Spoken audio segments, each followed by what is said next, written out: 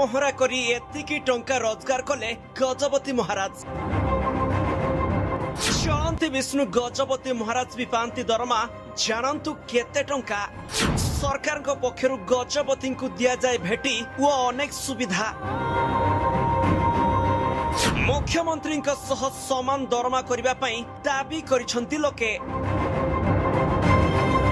ହଁ ଦର୍ଶକ ବନ୍ଧୁ, କାଲି ମହାପ୍ରଭୁ ଶ୍ରୀ ଜଗନ୍ନାଥଙ୍କ ରଥଯାତ୍ରାରେ ଛେରା ପହଁରା କରି ଏତିକି ଟଙ୍କା ରୋଜଗାର କଲେ ଗଜପତି ମହାରାଜ ଦିବ୍ୟ ସିଂ ଦେବ। ଯେଉଁ ଗଜପତି ମହାରାଜ ଦିନେ ଗଙ୍ଗା ଠାରୁ ଗୋଦାବରୀ ଯାଏଁ ଶାସନ କରି ଆସୁଥିଲେ, ଯାହାଙ୍କ ନାଁ ଶୁଣିଲେ ଶତ୍ରୁ ରାଜ୍ୟମାନେ ଭୟରେ ପଳାୟନ କରୁଥିଲେ, ସେହି ଗଜପତି ମହାରାଜ ଆଜି ପ୍ରଭୁ ଜଗନ୍ନାଥଙ୍କ ଆଦ୍ୟ ସେବକ ଭାବରେ ଅନେକ ସେବା କରୁଛନ୍ତି। ଆଜି ବି ଓଡ଼ିଶାର ଲୋକେ ତାଙ୍କୁ ପ୍ରଭୁ ବିଷ୍ଣୁ ବା ଜଗନ୍ନାଥଙ୍କ ଚଳନ୍ତି ପ୍ରତିମା କହି ସମ୍ମାନ କରନ୍ତି। ଏବେ ଆଉ ରାଜାଙ୍କ ଶାସନ ନାହିଁ, କର୍ପୂର ନାହିଁ, ଖାଲି କନା ପଡି ରହିଛି। ଦେଶ ବିଦେଶର ଅନେକ ରାଜା ମହାରାଜା ମାନଙ୍କର ବଂଶ ଆଜି ବିଲୁପ୍ତ ପ୍ରାୟ। କିନ୍ତୁ ଆଜି ବି ଓଡ଼ିଶାର କୋଟି କୋଟି ଲୋକଙ୍କ ହୃଦୟର ସିଂହାସନରେ ପୂଜା ପାଉଛନ୍ତି ଗଜପତି ମହାରାଜ। ତେବେ କଣ ଆପଣ ଜାଣିଛନ୍ତି କି ପ୍ରଭୁଙ୍କ ସେବାରେ ନିଜକୁ ସମର୍ପିତ କରିଥିବା ଗଜପତି ମହାରାଜଙ୍କ ଦରମା କେତେ? ସେବା ପୂଜା କରିବା ପାଇଁ ଶ୍ରୀମନ୍ଦିର ପ୍ରଶାସନ ତରଫରୁ ସେ କେଉଁ ସବୁ ସୁବିଧା ପାଆନ୍ତି? ତେବେ ସେ ପାଉଥିବା ସୁବିଧାକୁ ଦରମା ନ କହି ବରଂ ଭେଟି ବୋଲି କହିବା ଠିକ ହେବ। କାରଣ ଉତ୍କଳର ଗଜପତିଙ୍କ ସାମ୍ରାଜ୍ୟ ଦିନେ ଗଙ୍ଗା ଠାରୁ ଗୋଦାବରୀ ଯାଏଁ ପରିବ୍ୟାପ୍ତ ରହିଥିଲା।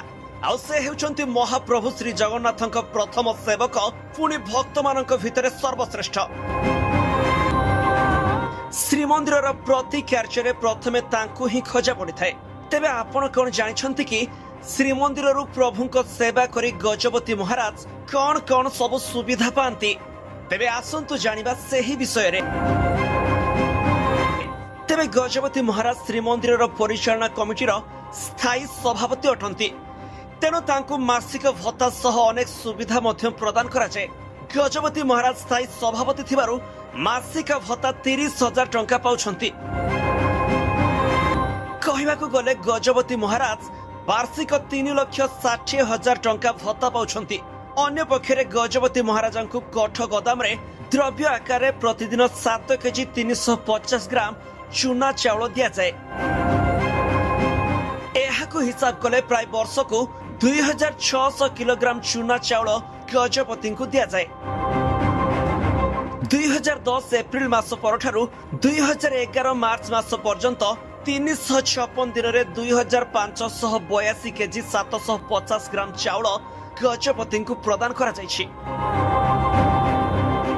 ସୂଚନା ଅନୁସାରେ 2019ରୁ 2020ରେ 2,690 କେଜି 100 ଗ୍ରାମ ଚାଉଳ ଗଜପତିଙ୍କୁ ପ୍ରଦାନ କରାଯାଇଛି। ପ୍ରଭୁଙ୍କ ଦୈନନ୍ଦିନ ନୀତି କରିବା ପାଇଁ ମଧ୍ୟ ଗଜପତିଙ୍କୁ ମହାପ୍ରସାଦ ମିଳୁଛି।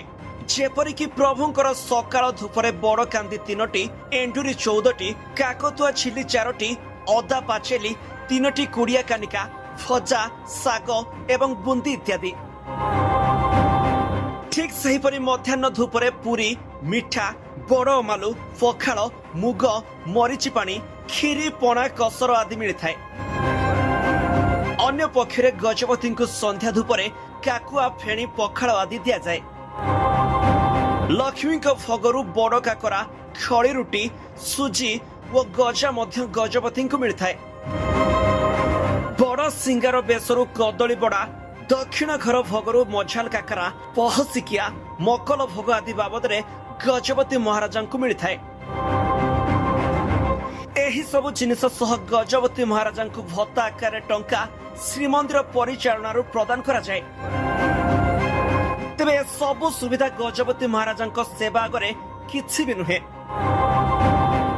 ତେବେ ତାଙ୍କ ସେବାକୁ ସମ୍ମାନ ଜଣାଇ ତାଙ୍କୁ ଭେଟି ଆକାରରେ ଏହି ସବୁ ସୁବିଧା ଯୋଗାଇ ଦିଆଯାଏ।